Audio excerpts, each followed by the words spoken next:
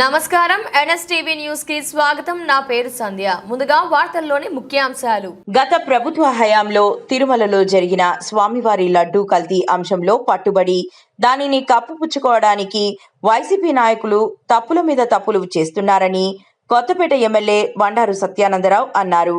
శుక్రవారం శాసన మండలిలో వైసీపీ నాయకులు చెప్పులు బూట్లు వేసుకుని స్వామివారి చిత్రపటాలను ప్రదర్శించడం, తరువాత ఆ చిత్రపటాలను విసిరివేయడంపై ఆయన ఆగ్రహం వ్యక్తం చేశారు.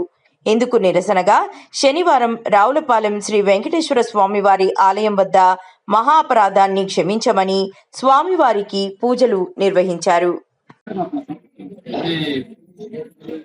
తిరుమల తిరుపతి శ్రీ వెంకటేశ్వర స్వామి వారికి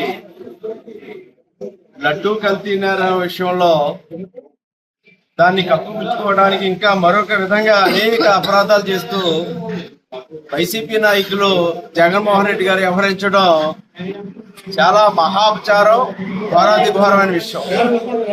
దేవుడి విషయంలో పశ్చాత్తాపం మాని ఎదురు దెబ్బలాడటం, ఇంకా దేవుడికి అపవిత్రం చేసే విధంగా, అపచారం జరిగే విధంగా ప్రవర్తించడం చాలా శోచనీయం.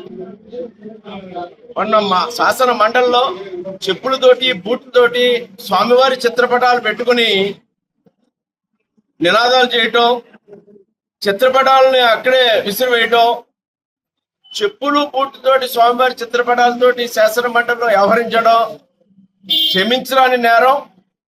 దాన్ని తీవ్రంగా ఖండిస్తూ ఉన్నాను.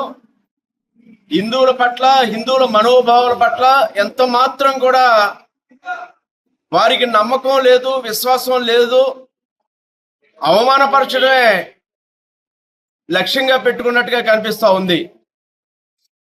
దీని మీద జగన్మోహన్ రెడ్డి గారిని డిమాండ్ చేస్తూ ఉన్నాం.